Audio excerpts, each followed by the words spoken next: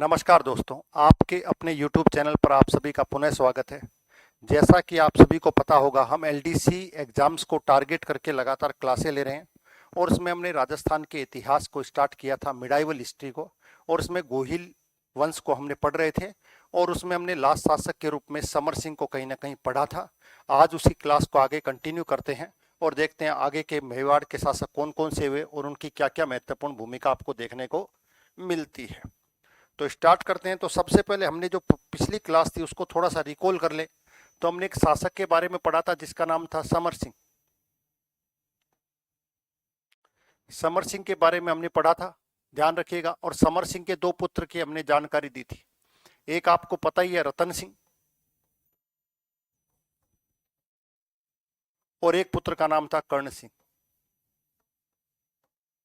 ठीक है, ये दो पुत्र थे और आप सभी को पता होगा इसमें से कर्ण सिंह जो है वो कहीं ना कहीं नेपाल चले गए और नेपाल के अंदर उन्होंने गोहिल वंश की स्थापना करी। यहां तक हमने इसको पढ़ लिया था।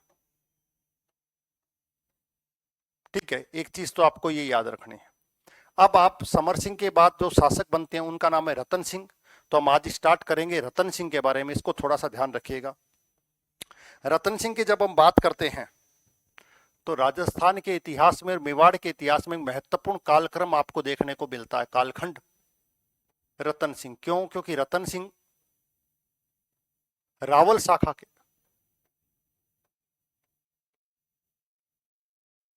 शाखा के अंतिम शासक माने जाते हैं। ठीक है, हमने पढ़ा था, जब आपको याद होगा कि रण सिंह को हमने पढ़ा था। रण सिंह के बाद छेम सिंह के समय एक रावल शाखा और एक कहीं ना कहीं राणा या फिर राहब शासक के रूप में आपको दिखाई देती है। उसी ब्रांच जो बट गई, उसी ब्रांच में से एक ब्रांच है रावल शाखा, जिसके अंदर आप पढ़ते हो जेत्र कुमार सिंह को, जेत्र सिंह को कहीं ना कहीं देखते हो, तेज सिंह को, तेज सिंह के बाद आप देखते हो समर सिंह को, और समर सिंह के बाद हम देखेंगे रतन सिंह को। ठीक है, तो रतन सिंह का कालखंड बड़ा ही छोटा सा बताया जाता है, 1302 और 1303 ईस्वी के आसपास का समय। अब रतन सिंह को क्यों पढ़ते हैं? प्राचीन समय में तो राजस्थान के एग्जाम्स में रतन सिंह से बड़े क्वेश्चंस आते थे। आज की तारीख में कहीं ना कहीं, क्योंकि जब कालखंड बहुत छोटा होता है तो इतनी ज्यादा उसके अंदर कितनी भी कोई ऐसी कोई घटना हो तो ही जरूरी होता है। तो एक घटना है जो लगातार कहीं ना कहीं रतन सिंह को लगातार प्रासंगिक बनाए हुए है मेवाड़ के इतिहास में। वो है, उस समय आपको एक चीज ध्यान रखनी है कि उस समय एक दिल्ली का शासक है, दिल्ली का शासक जिसका नाम है अलाउद्दीन खिलजी। अलाउद्दीन खिलजी, इसको याद रखिएगा आप बस, क्योंकि राजस्थान के अंदर दिल्ली सल्तनत जब भी आप पढ़ते हो तो इसमें एक मेन कैरेक्टर को आपको पढ़ना पड़ता है जिसका नाम है अलाउद्दीन खिलजी। ठीक है, तो अलाउद्दीन खिलजी दिल्ली का शासक है। रतन सिंह शासक बना हुआ है और कहते हैं रतन सिंह की एक पत्नी थी जिसका नाम था पद्मनी। पद्मनी, ठीक है। श्रीलंका, उस समय प्राचीन समय में आपको पता ही है श्रीलंका के शासक के रूप में कहीं ना कहीं जाना जाता है, तो इसको थोड़ा सा ध्यान रखिएगा। उस समय तो श्रीलंका हम कहते हैं, आज की तारीख में, उस समय हम उसको सिंहल द्वीप के रूप में जानते थे। और आज भी आपको पता होगा कि श्रीलंका की जो मूल जो लोग हैं वो अपने आप को सिंहली कहीं ना कहीं बुद्धिस्टों से रिलेटेड आपको देखने को मिलता है। इसको भी थोड़ा सा आपको ध्यान रखना है। एक चीज और याद कर लीजिएगा थोड़ी सी, कि पद्मनी के पिता का नाम था गंधर्व सेन। अब इस तरह के क्वेश्चन एग्जाम में पूछे नहीं जाते हैं, इसको थोड़ा सा ध्यान रखिएगा। ठीक है, चंपावती माता और ये कहीं ना कहीं पिता के रूप में जाने जाते हैं। तो एक बैकग्राउंड से आपको पता होना चाहिए, बाकी एग्जाम में यहां से किसी तरह का कोई क्वेश्चन आता नहीं है। अब कहते हैं कि इन्हीं के एक दरबारी हुआ करते थे, एक दरबारी हुआ करते थे जिसका नाम था राघव चेतन।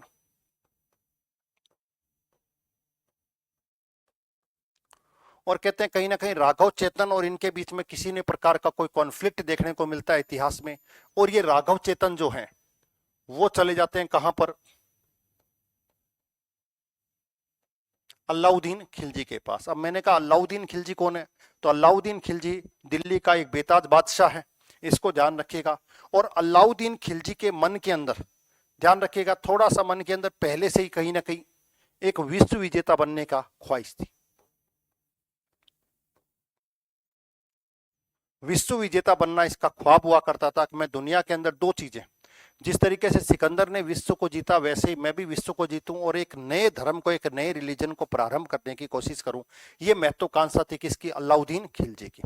तो ये यहां पर जाता है और कहता है कि आपके जो भाग्य की चाबी कहीं ना कहीं मेवाड़ के अंदर है, और मेवाड़ की जो रानी है पद्मनी, अगर आपका उसके साथ विवाह हो जाए तो कहीं ना कहीं आपका भाग्य उस स्तर पर चला जाएगा कि आपको विश्व विजेता बनने से कोई रोक नहीं सकता है। तो कहीं ना कहीं अलाउद्दीन खिलजी की वो जो महत्वाकांक्षा थी उसके ऊपर कहीं ना कहीं फोर्स किया किसने? राघव चेतन ने, अपने दिमाग का इस्तेमाल करके।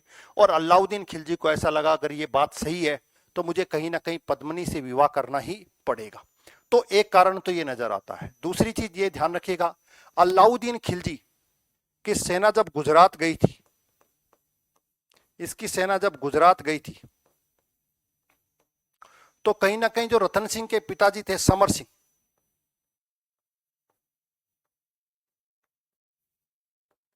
समर सिंह ने कहीं ना कहीं इनसे टैक्स वसूला था। अब दिल्ली के शासक से कोई शासक टैक्स वसूल रहा है, उसके क्षेत्र में जा रहा है और टैक्स वसूल रहा है, तो कहीं ना कहीं वो मन के अंदर वो विचार तो कहीं ना कहीं रहा होगा कि मेरे साथ ऐसा कैसे किया कि मेरी सेना, अलाउद्दीन खिलजी की सेना से क्या लिया जा रहा है? टैक्स लिया जा रहा है। तो ये पहले से कुछ ना कुछ कनेक्शन कहीं ना कहीं देखने को मिलता है। दूसरा मैंने कहा महत्वाकांक्षा थी। तीसरा जो चित्तौड़ था वो कहीं ना कहीं अभेद्य था। ऐसा दुर्ग, दुर्ग तो गढ़ तो गढ़ियो बाकी, ध्यान रखिएगा। तो कहा जाता है राजस्थान के अंदर तो गढ़ तो चित्तौड़ बाकी सब गढ़ियो। इसको थोड़ा सा ध्यान रखिएगा कि चित्तौड़ इतना सुदृढ़ था कि कोई भी राजा अगर उसको नियंत्रण कर लेता तो वह लंबे समय तक अपने आप को स्थायित्व रखेगा और कहीं ना कहीं अपने आप को सुरक्षित रखेगा। अरावली की प्राचीर के अंदर घिरा हुआ एक बड़ा दुर्ग माना जाता है, कौन सा? चित्तौड़ का दुर्ग। तो कहीं ना कहीं महत्वाकांक्षा थी और महत्वाकांक्षी की भूमिका किसने? राघव चेतन ने निभाई। इसको ध्यान रखिएगा। अब अलाउद्दीन खिलजी कहते हैं कि इसने आक्रमण कर दिया।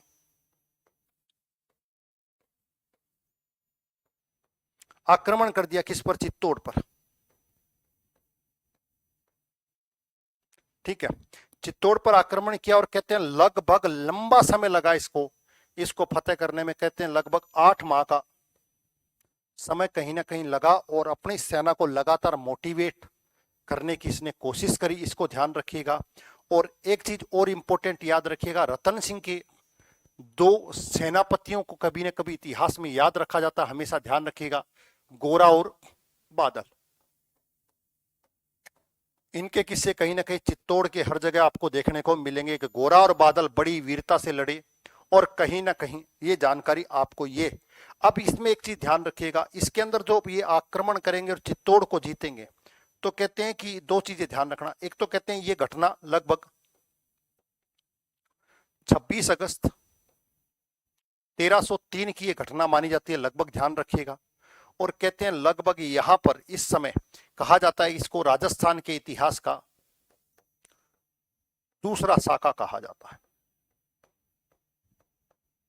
एक चीज आपको ये याद रखनी है, दूसरा साका कहा जाता है। तो साका क्या होता है? तो साके में भी ध्यान रखिएगा, साके में दो चीजें हुआ करती है, एक केसरिया और एक जौहर। केसरिया राजा के नेतृत्व में होता है और जौहर रानी के नेतृत्व में होता है। जो उस समय उस युद्ध को लीड कर रहे हैं उनके नेतृत्व में जो घटनाएं होती है, केसरिया, केसरिया रंग का साफा धारण करके अपना बलिदान दे देना अपनी स्वाभिमान के लिए, और साथ साथ में जौहर अपनी अस्मिता के लिए और चित्तौड़ के शौर्य के लिए कहीं ना कहीं अपने आप को सामूहिक रूप से अग्नि में प्रज्वलित कर लेती हैं, तो वो जौहर कहलाता है। तो कहते हैं कि ये जो साका हुआ था, कहते हैं ये भारत का, राजस्थान ही नहीं, भारत ही नहीं, अगर पूरे विश्व के अंदर भी देखा जाए तो ये अपने आप की एक विचित्र घटना के रूप में जाना जाता है। शौर्य का प्रतीक, स्वाभिमान का प्रतीक, आत्मसम्मान का प्रतीक माना जाता है किसको? जौहर को। तो ये जानकारी आपको मिलती है कि इस समय एक बड़ा जौहर या साका आपको देखने को मिला। और कहते हैं लगभग 1600 रानियों के साथ पद्मिनी ने क्या किया? जौहर किया। अब ये जानकारी को लेकर के कुछ विवाद है, उसको समझिएगा। कहते हैं कि यहां पर जो गौरी शंकर हीराचंद ओझा हैं, गौरीशंकर ओझा जो हैं वो इस घटना को कहीं ना कहीं कल्पित मानते हैं, क्योंकि एक ये कौन सी घटना, वो कहते हैं कि एक व्यक्ति है जिसका नाम है, आपको पता ही है, मलिक मोहम्मद जायसी। मलिक मोहम्मद जायसी के द्वारा एक पुस्तक लिखी गई है पद्मावत। लगभग जब दिल्ली की सल्तनत की गद्दी पर बैठा हुआ था शेर शाह सूरी, तो उसी के समकालीन माना जाता है मलिक मोहम्मद जायसी को, कि उसके द्वारा एक पुस्तक लिखी गई पद्मावत, उसमें इसकी जानकारी देखने को मिलती है। तो इस घटना के लगभग 200-250 सालों के बाद ये लिखा हुआ वृत्तांत आपको ज्यादा देखने को मिलता है। उसके अलावा दशरथ शर्मा,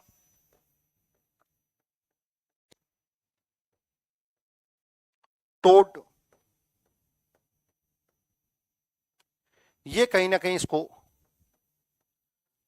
प्रमाणिक मानते हैं। किसको? जो एक पुस्तक लिखी गई है, कौन सी? पद्मावत। इसको थोड़ा सा ध्यान रखिएगा। इस पद्मावत पुस्तक के अंदर जो लिखी हुई जानकारी मिलती है, जो किसने लिखी थी? मलिक मोहम्मद जायसी ने। ये भी आपको थोड़ा सा याद रखना है। जायसी के द्वारा लगभग कहते हैं 1540 ईस्वी के आसपास, और ये किसके समय? शेर शाह सूरी के समय कहीं ना कहीं दिल्ली सल्तनत में रहा करता था, और इसकी जानकारी आपको, और कहते हैं ये अवधी भाषा में लिखी गई। ये 2-3 चीजें आपको पता होनी चाहिए रतन सिंह के बारे में। तो रतन सिंह, अब यहां पर रतन सिंह की लड़ते हुए केसरिया धारण किया, गोरा और बादल आपको पता है लड़ते हुए शहीद हो गए, और कहीं ना कहीं पद्मनी ने अपने प्राणों का त्याग कर दिया। तो ये मेवाड़ का एक ऐसी घटना मानी जाती है जिसको कहीं ना कहीं एक कालखंड के समाप्त और दूसरे कालखंड के प्रारंभ होने के, क्या एक कालखंड के समाप्त होने का और दूसरे कालखंड के प्रारंभ होने के बीच की घटना इसको देखा जाता है। तो रतन सिंह के बारे में इतनी जानकारी आपको होनी चाहिए। तो ये आपको पता होना चाहिए थोड़ा सा। अब इस लड़ाई के बाद क्या होता है उसको थोड़ा सा देखिएगा। अब ये जो घटना घट गई, जिसे कहा जाता है कि मेवाड़ का, अच्छा एक चीज और जान रखिएगा, मेवाड़ का फर्स्ट कहीं ना कहीं साका है, और राजस्थान का दूसरा साका है। राजस्थान का सेकंड इसको साका माना जाता है, ध्यान रखिएगा।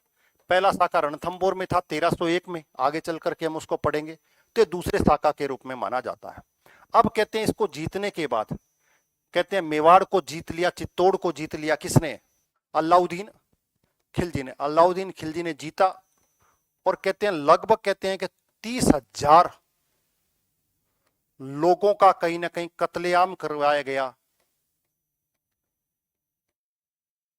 इसको ध्यान रखिएगा, 30,000 प्लस लोगों का कहीं ना कहीं कत्लेआम हुआ। इतना बड़ा कहीं ना कहीं आपको संघर्ष देखने को मिलता है। अब अलाउद्दीन खिलजी ने इसको जीत लिया, तो ध्यान रखिएगा अलाउद्दीन खिलजी ने जीतने के बाद यहां पर कहते हैं कि कुछ जानकारियां देखने को मिलती है। कहते हैं कि इसको जीतने के बाद जो है आप क्या, चित्तौड़ है, इसका नाम बदल दिया गया, और इसका नाम बदल करके खिजराबाद रख दिया गया। चित्तौड़ का नाम बदल दिया, और नाम बदल करके क्या कर दिया? खिजराबाद कर दिया। खिजराबाद कहते हैं कि अलाउद्दीन खिलजी के पुत्र का नाम था खिज्र खां।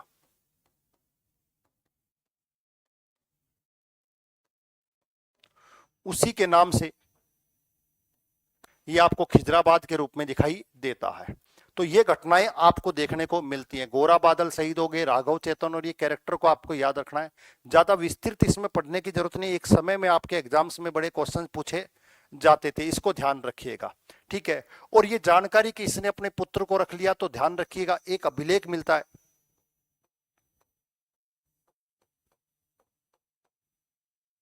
धीरबाई का जो लेख है, वहां से आपको इस तरह की घटना देखने को मिलती है, नाम की जानकारी, और इस तरह की कहते हैं कि संसार का रक्षक, संसार का रक्षक के रूप में टाइटल आपको देखने को मिलता है। इसको ध्यान रखिएगा, ठीक है। और ये जानकारी आपको देखने को मिलती है, तो ये थोड़ा सा आपको याद रखना है इसके बारे में, ठीक है। अब यहां से क्या हुआ कि यहां से ध्यान रखिएगा, आप खिज्र खां को यहां पर छोड़ दिया, तो कहते हैं खिज्र खां भी कहीं ना कहीं चित्तौड़ को या खिजराबाद को, जिसको कहा गया है, चित्तौड़ को छोड़ करके कहां चला गया? दिल्ली लौट गया। भाई उसका भी मन नहीं करा, वो दिल्ली लौट गया। जब दिल्ली लौट गया तो अब क्या करें? तो ध्यान रखिएगा ये जो चित्तौड़ है, जिसका नाम अब खिजराबाद है, यहां पर कहते हैं एक व्यक्ति को, जिसका नाम था मालदेव सोनगरा। मालदेव सोनगरा, या इसको नाम मिलता है मूछाला मालदेव। मूछाला मालदेव को यहां पर ये चित्तौड़गढ़ का जो दुर्ग है उसका कहीं ना कहीं संरक्षक नियुक्त करके चला गया, यानी कि उसके नियंत्रण में इसको छोड़ करके चला गया मालदेव सोनगरा के नेतृत्व। अब मालगरा सोनदेव कौन था, तो आपको आगे चलकर देखने को मिलेगा जब हम पढ़ेंगे रणथंबोर के अभियान, जालोर के अभियान, ठीक है, इसके बाद सिवाना का अभियान, तो उसमें आपको सोनगरा चौहान आपको देखने को मिलेंगे। तो उसी के अंदर से आप देखने को मिलेगा मालदेव कानड़देव का कहीं ना कहीं भाई के रूप में आप देखते हो मालदेव सोनगरा को। तो मालदेव सोनगरा को यहाँ का संरक्षक नियुक्त करके चला गया। और आगे चल करके जानकारी मिलती है, कई इतिहास में मिलती है, एक बनवीर सोनगरा,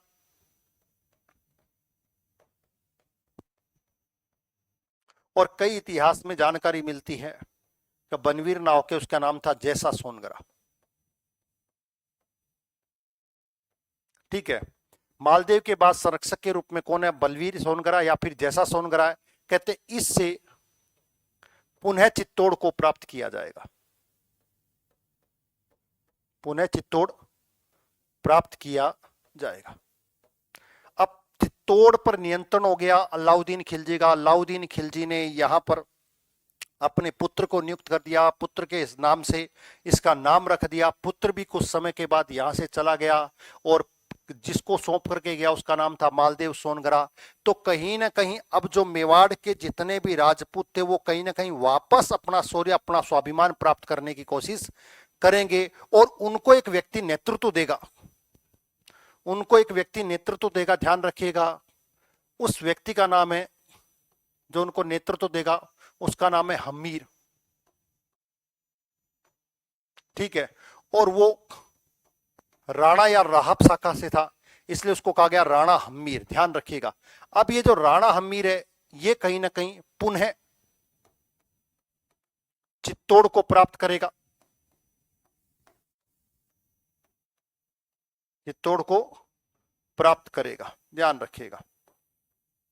अब इसके बीच में देखिएगा घटना कब की घटी है, घटना है 1303 की।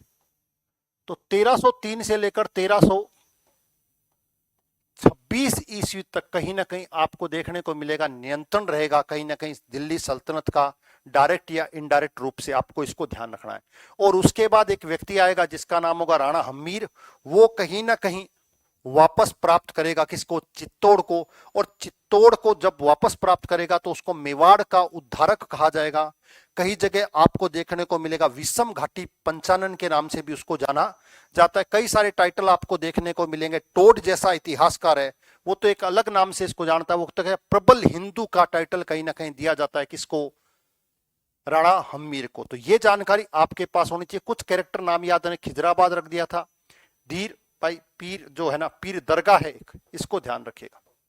उस दरगाह के ऊपर ये अभिलेख आपको देखने को मिलता है। को विश्व खिजराबाद तो मिलता है, साथ साथ में लिखता है संसार का रक्षक, संसार का रक्षक, इस तरह का टाइटल भी आपको देखने को मिलता है अलाउद्दीन खिलजी के लिए।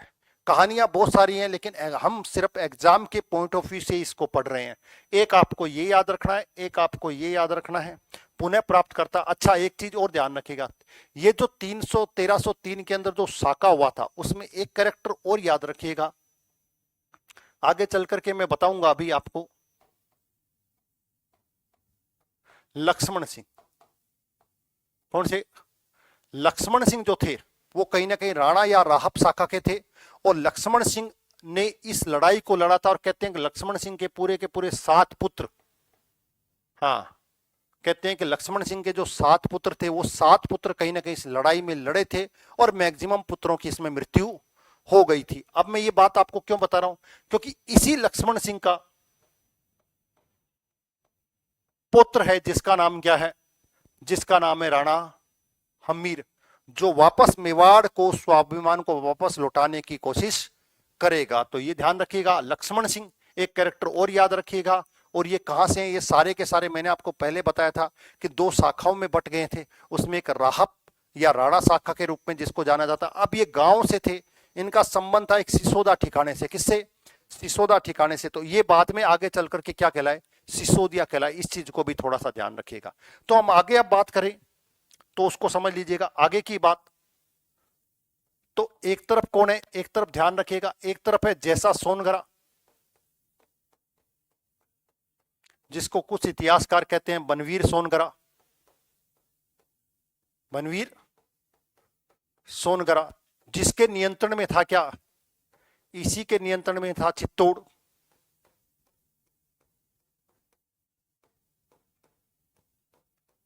ठीक है, तो अब यहां पर एक व्यक्ति आएगा, ध्यान रखिएगा, मैंने आपको कहा था राहप शाखा। कौन सी, राहप शाखा। और ये मुख्य रूप से कहां के रहने वाले थे, सिसोदा के, सिसोदा ठिकाने के रहने वाले थे, इसलिए इनको आगे चल करके क्या कहलाए, सिसोदिया कहलाए, सिसोदिया कहलाए। और जब ये सिसोदिया कहलाए तो इसी में राहप, राहप को ध्यान रखिएगा, राहप नामक एक व्यक्ति हुआ करता है, उसी ने कहते हैं कि कहीं ना कहीं सिसोदा या कहीं ना कहीं सिसोदा का ठिकानेदार या संस्थापक के रूप में राहप को जाना जाता है, सिसोदिया कहला। और इसी में आप देखोगे किसको, लक्ष्मण सिंह को। और लक्ष्मण सिंह का पुत्र है जिसका नाम है अरी सिंह। तो अरी सिंह भी इस लड़ाई को लड़ा है।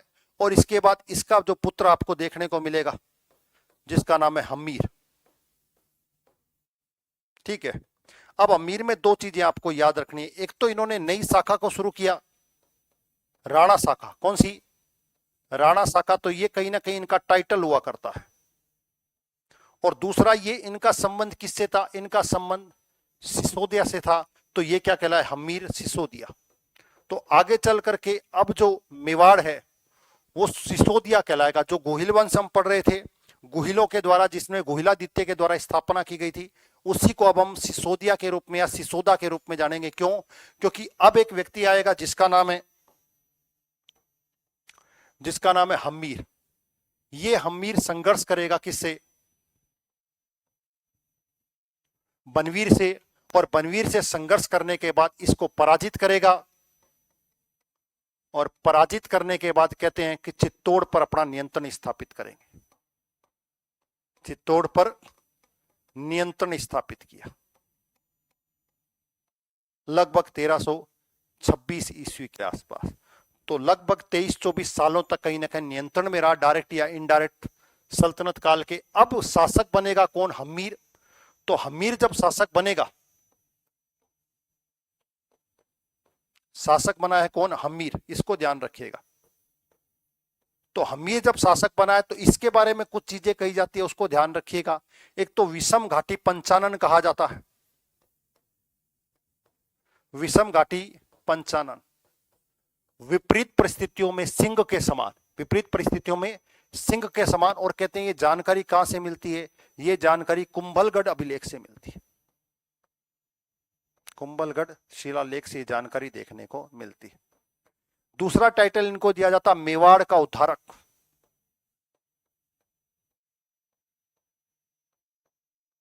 मेवाड़ का उद्धारक, मेवाड़ को दोबारा से प्राप्त करने वाला।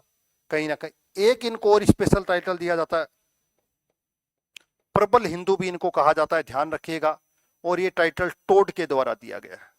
तो ये अभी तक के जो एग्जाम्स हैं उसमें से ये महत्वपूर्ण एक चीज आपको देखने को मिलेगी। कौन सी, प्रबल हिंदू किसे कहा गया, मेवाड़ के शासकों में। तो ध्यान रखिएगा, प्रबल हिंदू मेवाड़ के शासकों में कहीं ना कहीं किसको कहा गया, हम्मीर को कहा गया। इसको एग्जाम के अंदर ध्यान रखिए। इसके अलावा कहते हैं एक टाइटल और देखने को मिलता है जिसका नाम है वीर राजा। कहते हैं ये टाइटल आपको देखने को मिलता है कुंभा की जो पुस्तक रसिक प्रिया, उसमें भी टाइटल देखने को मिलता है। तो ये आपको ध्यान रखना है किसके बारे में, हम्मीर के बारे में। हम्मीर ने पुनः उस स्वाभिमान को प्राप्त किया और वापस से कहीं ना कहीं नियंत्रण स्थापित किया किसके, चित्तौड़ पर। लेकिन ये राणा शाखा से था तो यहां पर राणा कहलाए। और इनका संबंध कहीं ना कहीं सिसोदिया गांव से था, सिसोदा से, इसलिए हम्मीर सिसोदिया कहलाए। मेवाड़ का उद्धारक, विषम घाटी पंचानन, प्रबल हिंदू, इनके नाम से जाना जाता है किसको। लंबे समय तक इन्होंने कम से कम शासन किया, 40 सालों के आसपास इन्होंने क्या किया है, शासन स्थापित किया है। किसने, हम्मीर ने। अब हम्मीर के बाद एक छोटा शासक आपको देखने को मिलेगा जिसको आप कहते हो राणा खेता। अब राणा खेता के बारे में कोई ज्यादा डिटेल आपको देखने को मिलती है, एग्जाम में पूछा भी नहीं जाता है, लेकिन ध्यान रखिएगा कि हम्मीर के बाद किसके, हम्मीर के बाद जो नेक्स्ट शासक बनता है इसको थोड़ा सा ध्यान रखिएगा। नेक्स्ट शासक, तो पहले तो ध्यान रखिएगा लगभग कहा जाता है कि 1300, ये जो हम्मीर हैं जिनके बारे में हम पढ़ रहे थे, हम्मीर कहते हैं लगभग 1326 से लेकर 64 तक, तो एक लंबे शासन को कहीं ना कहीं स्थापित करने की कोशिश करी और अपनी व्यवस्थाओं को कहीं ना कहीं और ज्यादा मजबूत इनके द्वारा किया गया था। इसको ध्यान रखिएगा, इतिहास में पूछा जाता है। इसके बाद जो शासक बनता है वो कहीं ना कहीं उसका नाम है, कई जगह आपको छेम सिंह मिलेगा, राणा, क्योंकि राणा कहलाए, या इनको राणा खेता के रूप में भी जाना जाता है। ये एक याद रखना आपको नेक्स्ट शासक के रूप में। इसका मेवाड़ के इतिहास में कोई बड़ा योगदान नहीं है, लेकिन हमको कहीं ना कहीं लाखा पर जाना है, तो लाखा तक की कड़ी को जोड़ने के लिए किसके बीच में, हम्मीर और लाखा के बीच में एक कड़ी के रूप में हम पढ़ते हैं किसको, इसको थोड़ा सा ध्यान रखिएगा कि आपको देखने को मिलेगा छेम सिंह राणा। अब इनके बारे में क्या करा, तो इनको थोड़ा सा याद रखिएगा कि इन्होंने कहीं ना कहीं विस्तार करने की कोशिश करी। एक चीज तो ध्यान रखिएगा, इन्होंने मेवाड़ का, किसका, मेवाड़ का, इसको थोड़ा सा देखिएगा, मेवाड़ का विस्तार करने की कोशिश करी। और विस्तार करने की कोशिश करी तो जैसे मांडलगढ़ आप पढ़ते हो, जहाजपुर आप पढ़ते हो, इन क्षेत्रों को कहीं ना कहीं मेवाड़ में क्या करवाया, शामिल करवाया। तो भीलवाड़ा जो क्षेत्र है, कौन सा, भीलवाड़ा वाला क्षेत्र है जिसको आज भी हम मानते हैं भीलवाड़ा मेवाड़ के अंदर आता है, उस क्षेत्र के अंदर कुछ महत्वपूर्ण परगनों को इन्होंने कहीं ना कहीं शामिल करने की कोशिश करी। इसके अलावा एक चीज और ध्यान रखिएगा, ठीक है। अब इसके बाद इनका, हम इनको पढ़ते क्यों हैं, क्या जरूरी है, तो ध्यान रखिएगा इनके समय एक महत्वपूर्ण घटना घटी, वो क्या है कि इन्होंने, इनके समय मेवाड़ और मालवा, मेवाड़ और मालवा के बीच में संघर्ष की शुरुआत इन्हीं के द्वारा की जाती है। तो ये एक इंपॉर्टेंट है, क्यों, क्योंकि आप लास्ट तक देखोगे मालवा वाले क्षेत्र को, किसको, लास्ट तक का मतलब समझे आप, जब आप आधुनिक राजस्थान को पढ़ोगे तो उसके अंदर भी आप मराठों को देखोगे, किसको, मराठों को। और मराठे जब देखोगे तो आप समझो जो जयपुर का शासक है कौन, सवाई जयसिंह, वो भी कहीं ना कहीं आपको मालवा की उसको सूबेदारी मिलेगी। और उसी समय कहीं ना कहीं आपको ये ध्यान रखना है कि जो शासक है कौन से, महाराष्ट्र के, जिनको आप करते हो मराठा, मराठाओं का कहीं ना कहीं मालवा के क्षेत्र से राजस्थान में वो एंटर करेंगे और बड़ा संघर्ष आपको देखने को मिलेगा। इसको ध्यान रखिएगा। अब इनके बारे में एक ही चीज आपको ध्यान रखनी है, वो क्या है कि एक तो इन्होंने संघर्ष किया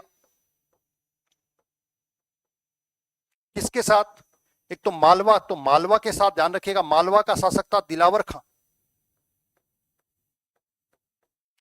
ये मालवा का शासक था। एक तो ये ध्यान रखिएगा। एक इन्होंने क्षेत्र विस्तार की जब कोशिश करी तो कहीं ना कहीं हाड़ौती पर अधिकार करने की कोशिश करी,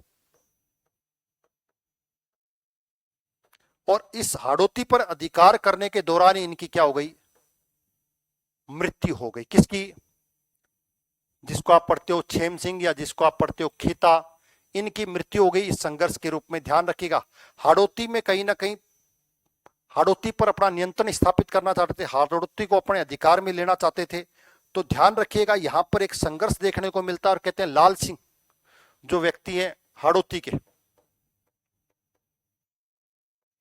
लाल सिंह हाड़ा, उन लाल सिंह हाड़ा से ये युद्ध करते हुए इनकी क्या हो गई, मृत्यु हो गई।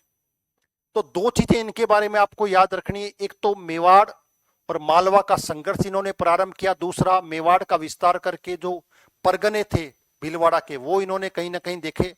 और आगे चल करके आप देखोगे कि इन्हीं के कहीं ना कहीं दासी पुत्र होंगे, चाचा और मेरा, बस इसको ध्यान रखिएगा, इसी के बस नाम याद रखिएगा। आगे चल करके हम अगली क्लास में देखेंगे दासी पुत्र, चाचा और मेरा, बस नाम याद रखिएगा। इतिहास को याद करने की तीन चीजें हैं, एक समय, एक डेट और एक इवेंट्स। इन तीनों को जोड़ना ही कहीं ना कहीं इतिहास कहलाता है। तो कुछ समय चीजें ध्यान रखिएगा। लगभग कहते हैं, एक चीज और ध्यान रखिएगा, इनकी मृत्यु हो गई, कहते हैं ये मृत्यु लगभग 1382 ईस्वी के आसपास इनकी मृत्यु हुई थी। तो ये थोड़ी सी डेटलाइन दिमाग में, डेटलाइन को याद नहीं रखना है, थोड़ा सा आइडिया हो जाता है आपको कि किस समय कौन घटना आपको घटती हुई दिखाई दे रही है। इसके अलावा कोई और लड़ाई आपको देखने को मिलेगी। अच्छा, एक चीज और ध्यान रखिएगा, एक चीज मेरे दिमाग में और निकल गई। ये जो हम्मीर ने जो इतना बड़ा काम किया, तो हम्मीर ने लंबे समय तक शासन किया, तो हम्मीर के बारे में एक लड़ाई आपको देखने को मिलती है जो मैं भूल चुका था, उसको थोड़ा सा दिमाग में रखिएगा कि ये जो हम्मीर है जब शासक बने, तो कहते हैं हम्मीर जब शासक बने तो उस समय दिल्ली की गद्दी पर एक व्यक्ति था जिसका नाम था मोहम्मद बिन तुगलक, एमबीटी जिसको कहते हैं, शॉर्टकट में क्या कहते हैं, एमबीटी, मोहम्मद बिन तुगलक कहते हैं। एक बड़ा शासक माना जाता है, लंबा शासक माना जाता है, जिसने लंबे समय तक क्या किया, शासन किया, लेकिन पागल बादशाह माना जाता है। पढ़ा लिखा था सबसे ज्यादा, लेकिन जितनी भी योजनाएं बनाई वो सारी योजनाएं कहीं ना कहीं उसकी फेल हो गई। राजधानी को बदलने की कोशिश करी गई, मुद्राओं का दोआब के ऊपर कर, सिंध का अभियान, कराची का, कुछ भी उसने किया वो सारा कहीं ना कहीं असफल होता हुआ दिखाई देता है। तो वो शासक दिल्ली की गद्दी पर कहते हैं, तो उसने कहते हैं उसने मेवाड़ पर कहीं ना कहीं आक्रमण किया था, और कहते हैं ये घटना लगभग आपको ध्यान रखनी उसी समकालीन मानी जाती है, लगभग 1326-27 के आसपास ये घटना मानी जाती है। और कहते हैं ये जो लड़ाई हुई थी इसको इतिहास में सिंगोली का युद्ध कहा जाता है। इसको थोड़ा सा और याद कर लीजिएगा, एक चीज रह गई थी, ये आपके लिए जरूरी हो सकती है कई बार। क्यों? क्योंकि एग्जाम के अंदर दिल्ली सल्तनत और राजस्थान और दिल्ली सल्तनत के बीच का संबंध पता चल जाता है। तो दिल्ली सल्तनत के बीच में जो भी डिटेल आपके पास होगी वो आपको जरूर पढ़नी चाहिए। तो ध्यान रखिएगा, मोहम्मद बिन तुगलक कहीं ना कहीं दिल्ली का जो शासक होता है वो हमीर पर आक्रमण करेगा, मेवाड़ पर आक्रमण करेगा, और कहते हैं एक लड़ाई हुई थी जिसका नाम है सिंगोली का युद्ध। सिंगोली का युद्ध ये भी थोड़ा सा आप याद रखिएगा, लगभग कहते हैं कि ये सिंगोली पड़ता है बांसवाड़ा में, बस। और इस युद्ध में मोहम्मद बिन तुगलक दिल्ली का सल्तनत वापस कहीं ना कहीं पराजित हुआ था। तो आज की ये डिटेल थी, थोड़ी सी ध्यान रखिएगा, ज्यादा आपको पढ़ना नहीं है, खूब लेंदी पढ़ो, क्योंकि एग्जाम का पैटर्न बदल गया है, इसलिए टू द पॉइंट ये आपको बात करनी है, ज्यादा इधर उधर पढ़ने की आवश्यकता नहीं है। तो ये आपकी क्लास आज की थी, नेक्स्ट क्लास में मिलेंगे। आपके लिए अगर ये लगता आपको ये क्लास इंपॉर्टेंट है तो प्लीज वीडियो को लाइक और शेयर जरूर करें, और चैनल को जरूर जरूर सब्सक्राइब करें। नेक्स्ट क्लास में मिलते हैं, तब तक के लिए सभी को थैंक यू वेरी मच। जय हिंद, जय भारत।